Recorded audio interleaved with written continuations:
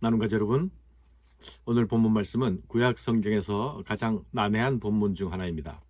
본문의 흐름을 자연스럽게 이해하기가 어렵습니다. 이제까지 이어져 오던 이스라엘의 영광스러운 미래에 대한 전망에서 갑자기 분위기와 어조가 바뀌는 것도 당황스럽게 합니다. 오늘 본문 1절에서 3절은 대적들에 대한 심판으로 시작되죠. 그리고 4절부터는 여호와께서 선지자에게 잡혀 죽을 양떼의 목자 노릇할 것을 명하십니다. 이들에게는 참된 목자가 없고 오직 이들을 통해서 이득을 얻으려는 주인들만 있었습니다. 선지자는 여호와의 말씀을 받들어 은총과 연합의 두 막대기로 그 양들을 돌봅니다. 그러나 다른 목자들 사이에 갈등이 발생하고 양들로부터 미움을 받아서 결국 그 양떼를 무가치한 목자에게 남겨두는 그런 목자의 역할을 수행하게 됩니다. 1절에서 3절의 말씀은 이스라엘의 권력자들의 파멸을 노래하는 예언적 조롱입니다. 목자들이 곡하게 될 것이고 어린 사자의 부르짖는 소리가 들릴 것이라 말씀하죠. 이스라엘의 지도자들, 즉 이스라엘의 목자나 사자의 어리석음은 자신들이 초장과 울창한 밀림을 의지하는 존재라는 것을 망각한 데 있습니다. 초장 없는 목자가 소용없습니다. 울창한 숲이 없는 사자도 초라합니다. 하나님께서 내가 의지하고 자랑으로 여기는 것을 거두어 가신다면 나는 아무것도 아닌 것이죠.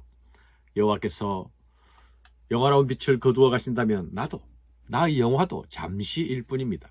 나의 권력을 가지고 레바논의 백향목처럼 뻐기고 잘난 체 한들 잠시 동안 반짝이다 사라지는 풀의 영광일 뿐입니다. 세상에 의지하고 자랑하는 권력들은 모두 마찬가지입니다. 영원한 것은 오직 하나님의 말씀뿐이라는 것을 기억해야 합니다.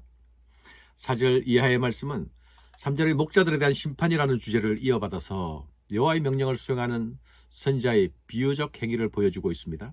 하나님은 너라고 지칭하는 어떤 목자에게 양떼를 먹이라고 명령하십니다. 너는 잡혀 죽을 양떼를 먹이라.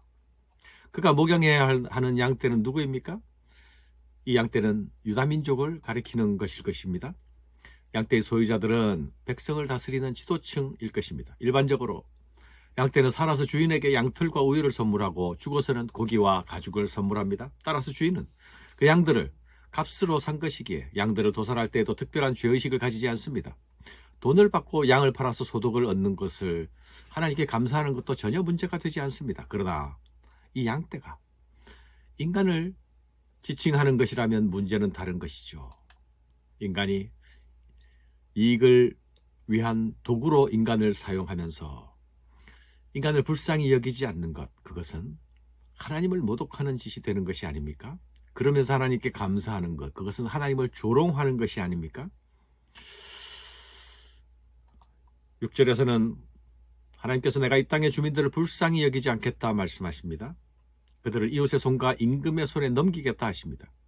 이 말씀은 하나님께서 파송한 목자의 활동이 실패로 끝났음을 짐작할 수 있습니다. 그 결과 치유할 수 없는 황폐가 임하고 있습니다.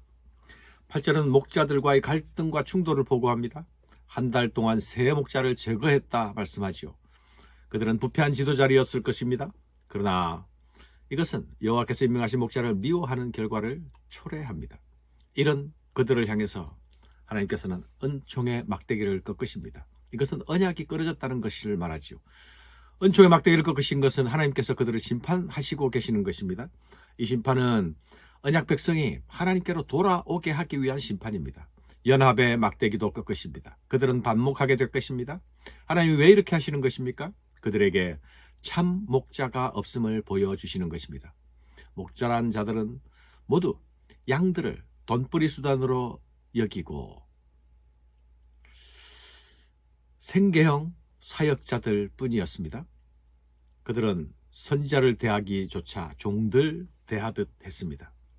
은 30이란 돈은 소가 종을 들이받아 죽였을 때에 배상하는 배상금에 해당하는 돈입니다. 느헤미야 시절 총독의 하루 생활비는 은 40이었습니다.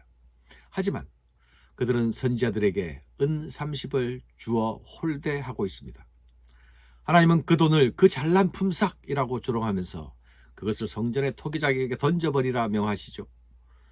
목자의 타락과 선지자들을 향한 냉대, 홀대. 이것은 그들이 타락과 분열로 가는 원인이었습니다. 선한 목자를 따르지 않는 자들에게 다시 악한 목자가 등장합니다. 주님은 이 못된 목자들을 심판하십니다. 못된 목자가 사용했던 기구를 빼앗으시죠. 그들은 양을 돌보지도 않았고 양들이 흩어져도 찾지 않았습니다. 상한 자는 고치지 않고 건강한 자를 먹이지도 않았습니다. 오히려 살찐 고기를 먹고 발굽까지 찢어먹는 탐욕을 보였습니다. 이것이 선한 목자를 버린 이스라엘이 자초한 심판이죠. 참 목자를 거절한 양들은 거짓 목자들에 의해서 죽는 자는 죽는 자대로, 망하는 자는 망하는 자대로, 나머지 남은 자들은 서로 살을 뜯으며 살도록 그냥 두셨습니다. 그러나 하나님이 못된 목자를 오래 참으시지는 않습니다. 여호와의 칼이 그들에게 임하실 것입니다. 그들의 팔과 그들의 눈에 여호와의 칼이 임합니다. 그 팔에 칼이 임하는 것은 그 팔이 양들을 보살피지 않은 팔이기 때문입니다. 그 눈에 칼이 임하는 것은 그 눈이 양들을 살피지 않은 눈이었기 때문입니다. 사랑하는 여러분, 이스라엘의 멸망은 지도자의 책임이 큽니다. 포로에서 돌아왔지만 그들의 불신앙은 여전했고 지도자들의 나태와 탐욕도 여전했습니다. 그리고 백성들도 그들과 영합했습니다. 남북으로 갈라졌던 이스라엘이 돌아와 함께 되는 연합을 꿈꾸었지만 그 하나 되는 연합을 이루는 것은 실패하게 되지 않습니까? 사마리아 공동체가 그들로부터 분리되어 나간 것은 그 연합의 실패였습니다. 하나님 나라가 세워지는데 지도자들의 책임이 있습니다. 백성들도 악한 목자가 아니라 선한 목자를 따라야 합니다. 하나님은 그들 모두에게 책임을 물으시는 분이심을 기억해야 하겠습니다. 감사합니다.